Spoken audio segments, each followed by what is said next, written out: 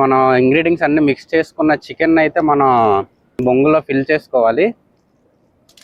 ఇలాగా చిన్న పీసెస్ తీసుకొని దీంట్లో ఫిల్ చేసుకోవడమే. ఇంకా అడ్డాకుల్ని ఇందులో మనం ఫిల్ చేయాలి. ఫిల్ చేసుకున్నట్లయితే బాగా దిట్టంగా దూర్చాలి.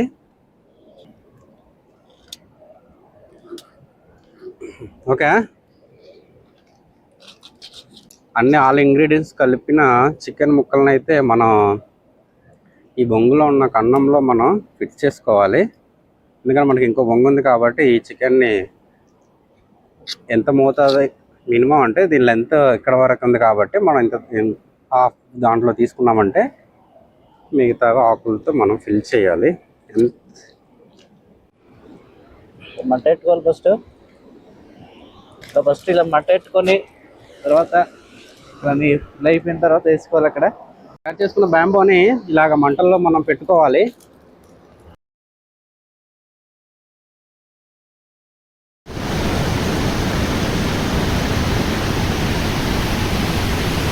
ఇదిగో ఆల్రెడీ మనం ఆకులు తీసాం కదండి.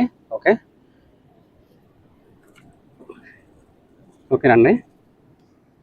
లెమన్ వేసుకుంటే కొంచెం టేస్ట్ బాగుంటుంది.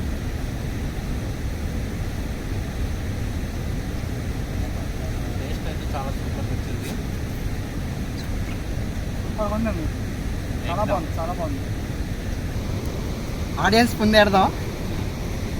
ఏం తింటలే కానీ నేనే తింటాను. సూపర్ అండి.